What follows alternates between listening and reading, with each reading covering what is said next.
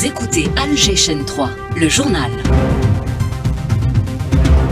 Walid Selman, bonjour. Bonjour Soraya, mesdames, messieurs, bonjour. Au sommaire de la matinale de ce mercredi, le ministre des Affaires étrangères, Ahmed Attaf, reçoit l'envoyé personnel du secrétaire général des Nations Unies pour le Sahara occidental, Stéphane de Mistura, en visite officielle en Algérie. Dans le dossier sahraoui, l'Union européenne et le Programme alimentaire mondial saluent le rôle de l'Algérie dans la prise en charge des réfugiés sahraouis, une générosité exemplaire depuis 50 ans, affirment les représentants des deux institutions à Alger. Plus que quelques jours avant la rentrée des classes, prévue dimanche prochain, le ministre de l'Éducation réunit les cadres de son département. Garantir un démarrage fluide et efficace, c'est l'instruction donnée par Mohamed Sered Saadawi.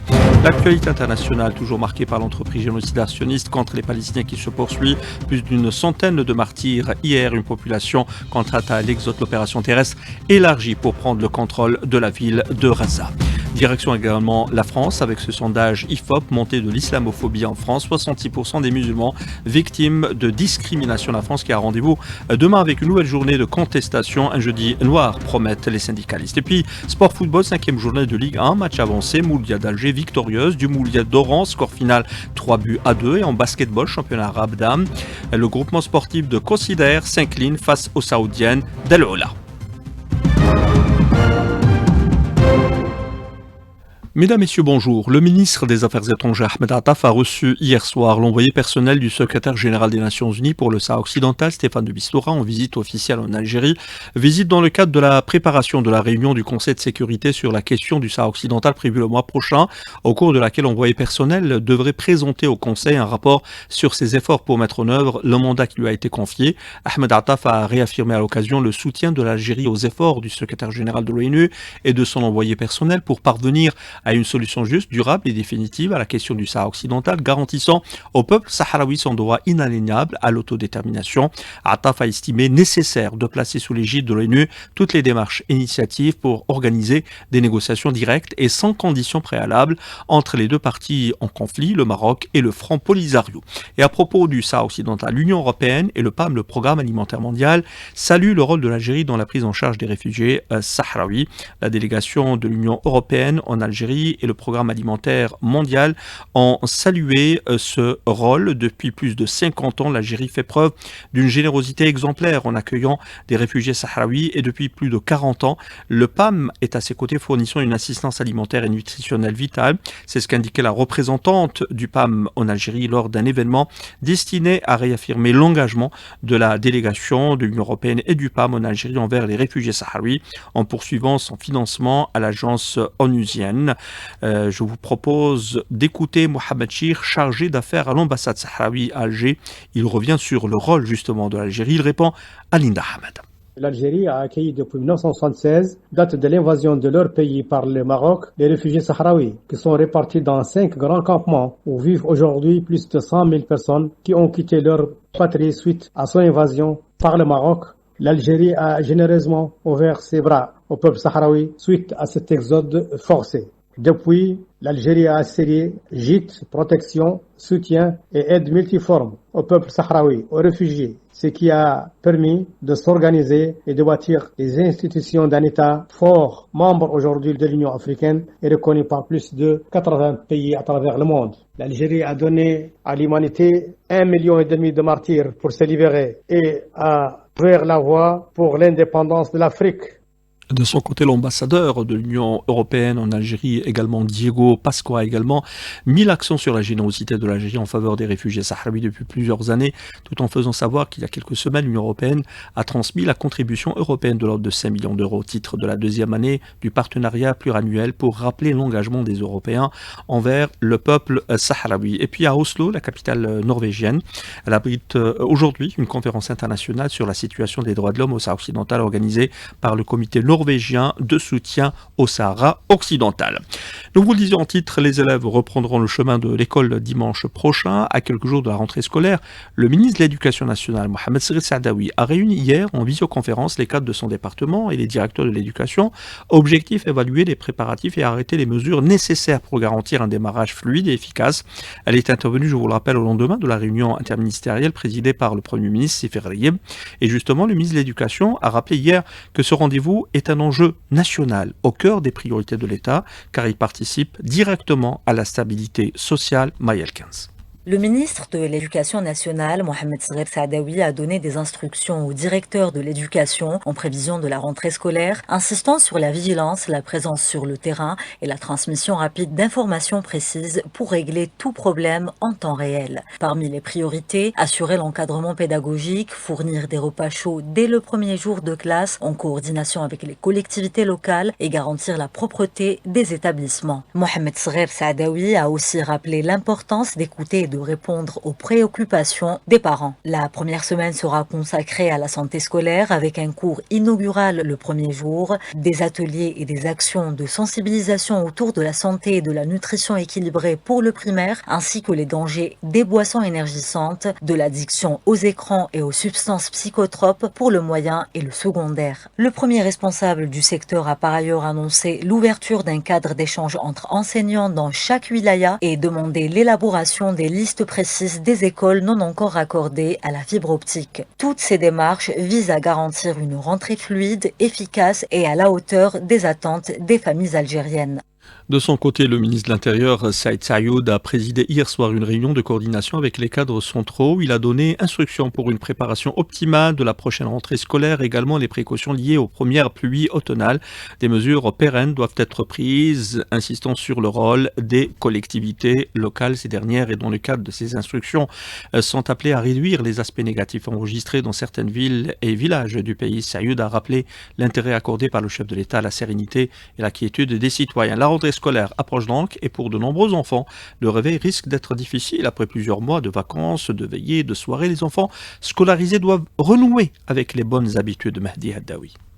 Après plusieurs mois de vacances, beaucoup d'enfants ont complètement perdu le rythme. Un retour à la normale qui s'annonce compliqué pour de nombreuses familles. Témoignage de quelques parents. On les oblige à dormir tôt et on prépare les affaires. أنا مع les préparations تاع les enfants باش نرقدوهم بكري وينوضوا بكري باش يعاودوا يولوا le rythme تاعهم quotidien تاع القراية. Ahmed Tessa, psychopédagogue, livre ses conseils pour une rentrée en douceur. Revenir son enfant aux habitudes du temps où il allait en classe, le faire dormir tôt et le réveiller tôt. Il faudrait que l'enfant ait sa dose de sommeil. Pour l'enfant du primaire, c'est une moyenne de 10 heures de sommeil. Lui faire prendre son petit déjeuner, reprendre l'habitude de préparer son cartable la veille, de consulter l'emploi du temps, parce que l'enfant, après 4 mois de vacances d'été, il a oublié ses repères scolaires. Donc l'école, les 10 premiers jours, c'est un travail de révision, de remise à niveau sur des leçons importantes de l'année dernière et qui ont un lien avec le programme de cette année. On a besoin de se sentir en sécurité et en confiance pendant cette semaine. Et là, le rôle de l'enseignant est très important. En plus du travail de révision, il faut qu'il les sensibilise sur l'importance de ces révisions. Une rentrée, ce n'est pas seulement une reprise des cours, c'est aussi un moment de transition où chaque petite habitude peut faire la différence pour bien commencer l'année.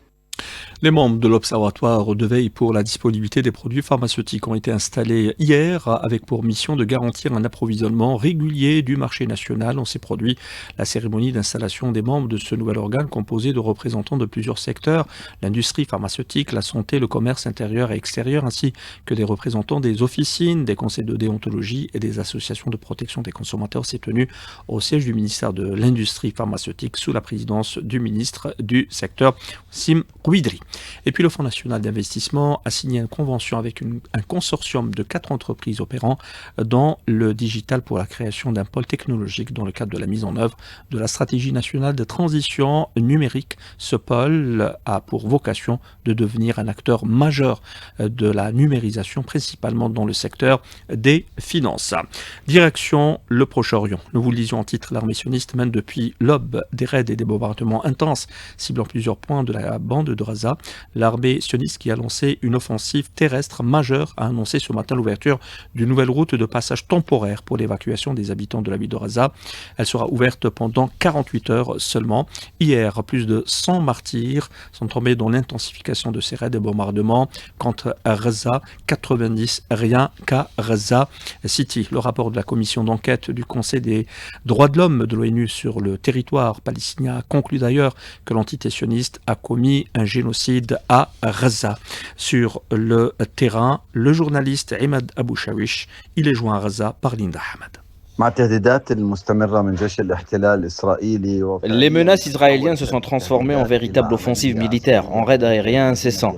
Jusqu'à aujourd'hui, 20 gratte-ciel ont été rasés et c'est une catastrophe. On compte pratiquement 1 200 000 Palestiniens dans la bande de Gaza et quelques 100 000 à 120 000 ont été contraints à l'exode. Ceux qui sont restés n'ont plus rien, ni toit, ni nourriture, ni même médicaments. Toutes les minutes, toutes les secondes, il y a des bombardements, c'est carrément l'enfer. La résistance fait ce qu'elle peut face à un gouvernement extrémiste et génocidaire. Personne ne l'arrête. Les gens sont affamés. Ils manquent de tout. Soins, nourriture, abri. Ils dorment à même le sol.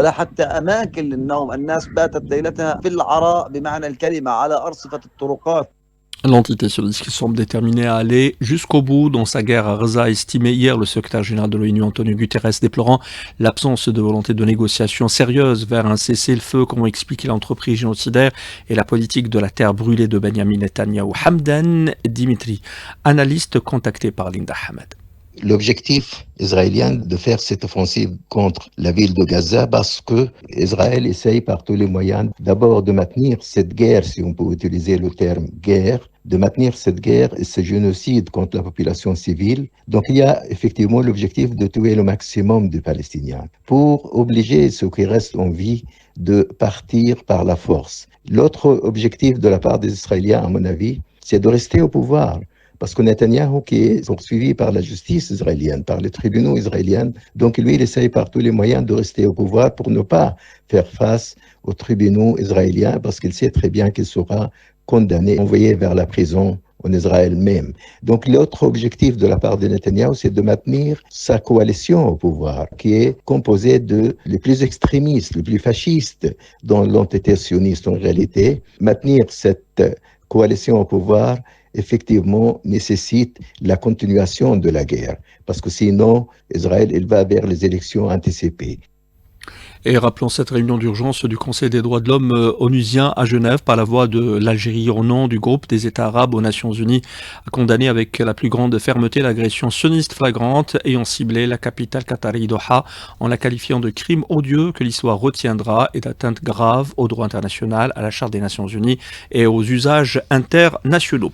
Direction la France avec ce sondage IFOP demandé par la mosquée de Paris qui révèle que 2/3 des musulmans en France disent avoir déjà subi une discrimination, un constat préoccupant. Je vous propose d'écouter Nasser Khabat du mouvement dynamique des Algériens en France. Il a été contacté par Myriam Djeheri. Les chiffres ont en exergue que 2 musulmans sur 3 ont déjà subi une discrimination, un constat très grave. Pour nous, Algériens, cette réalité est vécue doublement. D'un côté, tout d'abord, nous sommes stigmatisés depuis déjà plusieurs mois sur notre appartenance à notre nation algérienne. Et de plus, s'additionne le fait de notre confession religieuse. Nous n'allons pas céder à une marginalisation de notre citoyenneté. Bien au contraire, je vous rappelle que nous sommes des dignes héritiers de cet esprit du 1er novembre 54 et que nous appelons avec force et conviction à une forme de politique engagée pour la citoyenneté, défendre l'égalité et valoriser surtout le rôle de la construction d'une société plus juste et plus fraternelle. La France qui a rendez-vous pour rappel avec une nouvelle journée de contestation demain, jeudi, un jeudi noir, promettent les syndicalistes. À direction le Japon, l'Algérie participe à 2 réunions ministérielles sur les carburants alternatifs pour le transport maritime et aérien et l'hydrogène organisées à Osaka se termineront demain. Il faut savoir que l'Algérie est pleinement engagée dans le développement des solutions innovantes et durables dans ces domaines, ce qui permettra à terme de sécuriser les besoins en carburant. Depuis Osaka, le représentant de l'Algérie, Miloud Mjelled, directeur général de la prospective au ministère des hydrocarbures, il répond à Hamid Belkacem. Pour les carburants alternatifs, il y a beaucoup d'avantages. Je citerai notamment les carburants alternatifs contribuent beaucoup à la réduction des émissions, notamment CO2, c'est-à-dire c'est les biofuels. Les carburants synthétiques sont utilisés pour réduire tout ce qui est émissions et contribuer à la réduction de l'empreinte carbone. Deuxième avantage, c'est la diversification des carburants par rapport aux carburants classiques. Vous aurez plusieurs carburants et un petit peu la sécurité énergétique à long terme. Troisième alternative, c'est de réduire un petit peu l'indépendance sur tout ce qui est produits fossiles, c'est-à-dire d'avoir cette possibilité d'utiliser un carburant qui sera utilisé longtemps, soit à partir des produits agricoles, soit à partir des produits résiduels, par exemple pour le CAF. Puis Osaka, c'était Miloud Mdjel, directeur général de la prospective au ministère des Hydrocarbures. Il répondait Hamid Belkacem. Retour chez nous. Vous êtes nombreux à être sur la route. La prudence doit être de rigueur. La grande faucheuse a encore une fois sévi. 4 personnes ont été tuées et 4 autres blessées hier soir à Bordeaux, dans la wilaya d'Al-Bayad, dans un accident de la circulation impliquant 3 véhicules. Et puis du sport pour terminer. Football tout d'abord avec le Moulia d'Alger qui s'est imposé hier soir 3-2 face au Moulia d'Oran en match avancé de la 5e journée de Ligue 1, une victoire qui permet aux Mouloudiens de rejoindre leur adversaire du jour à la tête du classement avec 7 points. Et puis en basketball, les dames du groupement sportif de Consider 5 se sont inclinées hier face aux Saoudiennes d'El Oula sur le score de 91-85 pour le compte de la 6e journée du championnat arabe des clubs qui se déroule en Arabie Saoudite. Voilà, c'était là la dernière information de cette édition. Merci à vous de nous avoir prêté attention.